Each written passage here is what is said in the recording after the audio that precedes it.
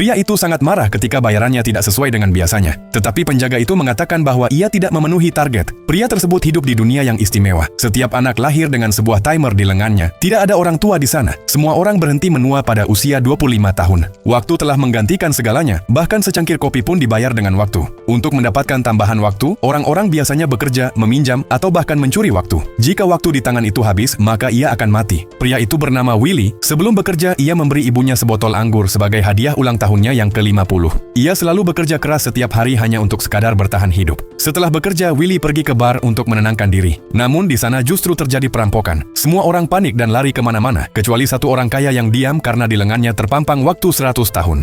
Para perampok itu meminta kepada pria kaya tersebut untuk menyerahkan semua waktu yang ada di lengannya. Pria kaya itu setuju, tetapi ia meminta untuk ke kamar mandi terlebih dahulu. Willy segera menariknya dan langsung melarikan diri. Mereka bersembunyi di sebuah bangunan kosong. Willy bertanya kepada pria itu mengapa pria kaya sepertinya bisa berada di daerah kumuh seperti ini.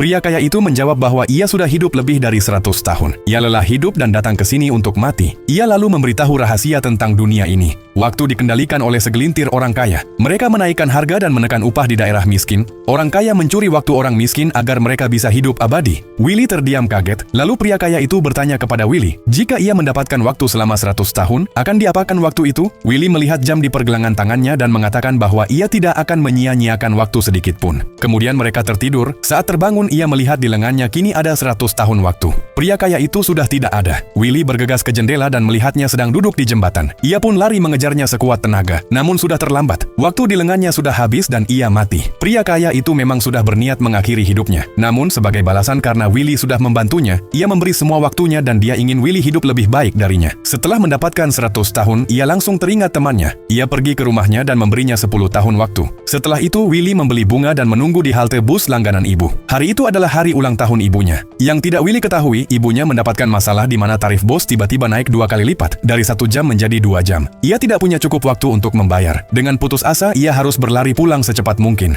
Saat Willy melihat ibunya tidak turun dari bos itu, ia segera menyadari ada yang aneh. Ia pun mulai berlari, mereka berlari ke arah satu sama lain. Akhirnya Willy melihat ibunya, namun ibunya langsung terjatuh dalam pelukannya. Willy memeluk tubuh ibunya sambil menangis. Kebencian membara di matanya, ia ingin balas dendam. Ia akan menuntut bayaran dari semua orang yang menciptakan aturan kejam ini.